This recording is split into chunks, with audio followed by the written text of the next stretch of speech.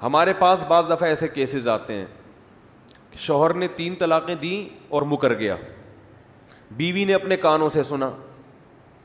اب بیوی آئے گی مفتی کے پاس کہ اللہ کی قسم میں نے اپنی کانوں سے سنا ہے کہ میرے میاں نے مجھے 3 طلاقیں دی ہیں.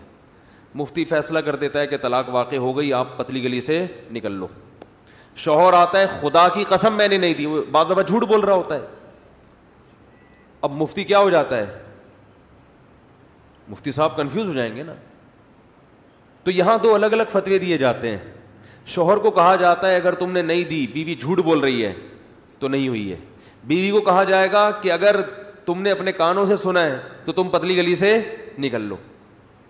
گواہ بیوی کے پاس نہیں ہے. تو مفتی کے پاس جب جائیں گے تو مفتی 2 الگ الگ ایک ہی کیس میں فتوے دے گا.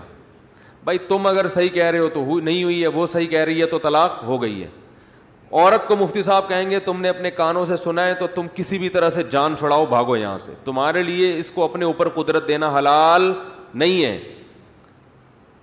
لیکن اگر مفتی کو ایز اے جج اس کے پاس آئیں گے, اس کو کہیں گے ہم آپ سے فیصلہ کرواتے ہیں, فتویٰ نہیں لیتے, آپ قاضی بن کے جج بن کے ہمارے درمیان فیصلہ کریں گے, تو فیصلے میں مفتی شوہر کا ساتھ دے گا کیونکہ عورت کے پاس گواہ نہیں ہے. مفتی کہے گا بھائی ایسے تو کوئی بھی عورت کسی پہ الزام لگا دے. بات آ رہی ہے سمجھ میں کہ نہیں آ رہی ہے؟ لیکن شوہر کے حق میں جب مفتی فیصلہ کرے گا تو ساتھ میں کان میں اس کو یہ بتا دے گا کہ بھائی یہ جو میرا فیصلہ ہے یہ عدالتی فیصلے کی طرح ہے. اس فیصلے کی وجہ سے اگر آپ نے واقعی بیوی کو طلاق دی ہے تو میرے اس فتوے کی وجہ سے حقیقت میں آپ کی بیوی آپ کے لیے حلال نہیں ہے. یہ تو ہم ظاہر کو دیکھ کے فیصلہ کر رہے ہیں, ورنہ کوئی بھی کسی پہ بھی الزام لگا دے نا, عورت کوئی بھی جس نے جان چھڑانی بولے اس نے دی ہیں, تو اب کیا ہمیں کیا پتا دی ہیں کہ نہیں دی ہیں, جھوٹا الزام بھی تو لگ سکتا ہے نا. تو اب دیکھو یہاں مفتی کے فتوے کے بعد بھی اگر شوہر نے دی ہے تو بیوی حلال نہیں ہوتی.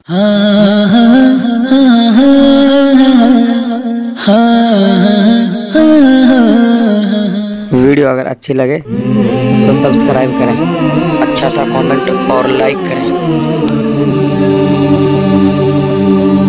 اللہ الذی لا الہ الا ہو الرحمن الرحیم الملک القدوس السلام المؤمن المهيمن العزيز الجبار المتكبر.